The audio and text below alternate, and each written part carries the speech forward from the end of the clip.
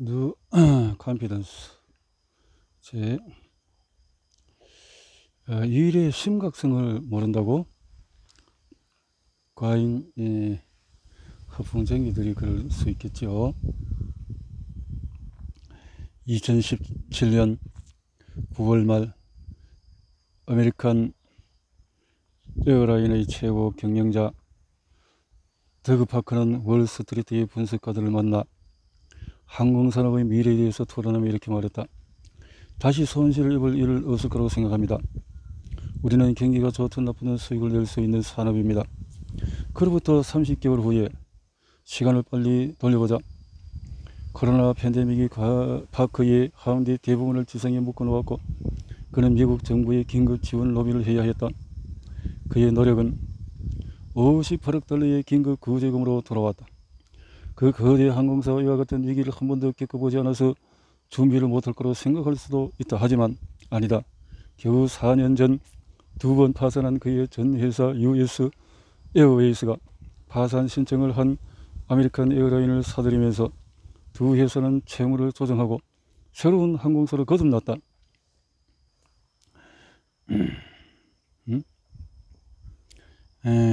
그가 소유했던 아메리칸 웨스트 에어라인 역시 1990년대에 3년 동안의 파산 상태였다. 그러니 더그 파크는 항공산업이 얼마나 취약한지 직접 경험한 사람이라고 할 수가 있다. 그런데도 어떻게 다시 손실을 입을 일을 없을 거라고 생각합니다. 라는 발언을 할 수 있었을까? 이 사고의 문제다. 뭔가가 한번 실패한 사람의 허점인 그 사고에 큰 문제가 있다. 포브스의 기자 댄 리드는 더그 파커의 그 어처구니 없는 발언 일주일 후에 그에 대한 차분한 불신의 기사를 작성했다. 그는 화산 폭발이든 핵발전소 누출이든 대규모 테러 공격이든 전쟁이든 더그 파커가 몸담고 있는 산업을 위협하는 사건은 언제든지 일어날 수 있다고 말했다. 무슨 일은 언제든 일어난다고 리드는 주장했다. 그리고 코로나19가 터졌다. 적당한 월급을 받는 기자가 8자리 숫자 연봉을 받는 최고 경영자보다도 더 현실적인 시나리오를 쓸 수 있다는 사실은 몹시 당황스럽다. 파크는 어떻게 그런 어처구니 없는 자신감을 보여올 수가 있었을까? 그에 대한 답이 적어도 두 개는 있다. 하나는 이 사회가 파크에게 월급을 주며 시키는 일이 바로 그것이기 때문이다. 파크는 월스트리트 분석가들이 자사 주식에 투자하기를 바라는 마음으로 그 말을 했을지도 모른다. 그리고 우리 다 알다시피 넘치는 자신감은 설득력을 높이고 정력을 이끌어내며 권력과 지위를 제공한다. 두 번째 이유가 바로 그 권력이다. 권력은 이 세상에서 뇌를 바꾸는 가장 강력한 요인이며 권력이 더 많을수록 그 효과는 커진다.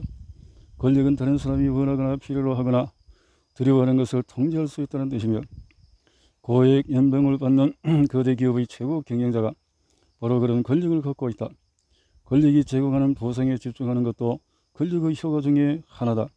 힘이 없는 사람이 증거에 집중하게 되는 것과 반대다. 권력은 뇌의 보상 회로에서 도파민 관련 활동을 증가시켜서 자신을 긍정하고 낙관적이고 의욕 넘치게 만든다. 반대로 힘이 없으면 기분이 나빠지고 의욕이 사라진다. 권력은 현재 목표에 집중하게 만들지만 힘이 없으면 수평선 너머의 위협에 대비해야 하므로 관심 대상이 넓어진다. 엄청난 권력은 자기인식 능력과 공감 능력, 불안을 감소시킨다. 반대로 힘이 없으면 더 불안해하면서 자신을 더 의식하고 타인에게 더 공감하게 된다. 다른 신경 전달 물질과 마찬가지로 도파민의 활동은 종 모양 곡선으로 그려지는데 이는 곧 도파민이 너무 적거나 너무 많이 방출되면 뇌의 기능이 떨어진다는 뜻이다. 일부 사람에게 권력은, 그리고 많은 사람에게 지나친 권력은 뇌에서 도파민 관련 보상 활동을 급증시킨다. 이는 자아도취적인 특성이 유난히 드러나는 상태 혹은 잘못된 판단으로 이어지기도 한다. 자아도취적인 사고는 자신의 의견과 판단에 지나치게 가치를 두고 자신의 이익을 우선하게 만드는데 이런 목표와 보상에만 집중하기에 지나친 낙관의 위험을 무시하게 만들기 때문이다. 위에서 언급한 모든 것은 지나친 자신감의 특징이며 권력은 그 가장 큰 어려움 중의 하나다. 더그 파커가 정확히 그런 경우였는지 모르겠지만 그도 한 가지는 알고 있었다. 우리가 다시 손실을 입을 일이 없을 것이다 라는 그의 말은 위험에 대한 지독한 오판이었다. 그의 관심은 오직 성공에만 맞춰 있었고 그래서 세상 모든 일이 심각하게 잘못될 수 있다는 사실을 인지하지 못했다. 허풍 가득한 그의 머릿속에서 과거의 실패에 대한 기억은 접근하기 힘든 곳에 꼭꼭 숨어 있었다. 우리가 지나친 자신감이라고 부르는 그의 왜곡된 판단은 사람들을 설득하는 그의 카리스마와 리더십의 원천이 덕분에 그는 그 자리에 오를 수 있었다.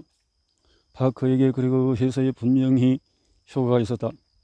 결국 일이 생기기 전까지는 말이다. 언제나 곧 재앙에 닥칠 것처럼 살 수는 없다고 주장하는 사람도 있을 것이다. 우리는 코로나19와 같은 흔치 않은 사건에 대한 두려움으로 움츠러들어서는 안 된다. 더 가볍고 낙관적으로 자신감의 파도를 타야 한다. 하지만 팬데믹은 충분히 예측할 수 있었다. 마이크로소프트의 빌 게이츠는 다보스 세계 경제 포럼에서 이미 3년 전에 그와 비슷한 경고를 했다. 충분히 예측 가능했던 위험에 대한 준비 부족은 더그 파커와 같은 기업가의 정치들이 반복적으로 보여준 지나친 자신감의 결과이기도 했다. 자신감은 비현실적이고 과도한 측면이 어느 정도는 수반될 수밖에 없는 소중한 자산이다. 하지만 과도하게 지나친 자신감이 이 세상에 큰 해를 끼칠 수 있다는 결론은 변하지 않는다. 자신감은 양날의 검이다. 하지만 우리 삶에 꼭 필요하다. 경제적 삶에서 특히 그러하다. 자신감, 이 자신감이라는 것이 우리의 삶에 있어서 꼭 필요하지만 또 어떻게 보면은 굉장한 손실을 가져올 수도 있기 때문에 자기 자신을 살피고 그렇지 않으면 연속적인 실패를 계속 안겨주고 수많은 사람들을 가족을 참 고통스럽게 빠뜨릴 수밖에 없다라는 것을 생각을 하고 정말 리더로서 자기 성찰과 자신감과 양날의 칼을 어떻게 잘 활용할 것인가 하는 것이 참 중요하다라고 생각을 해 보게 되는군요.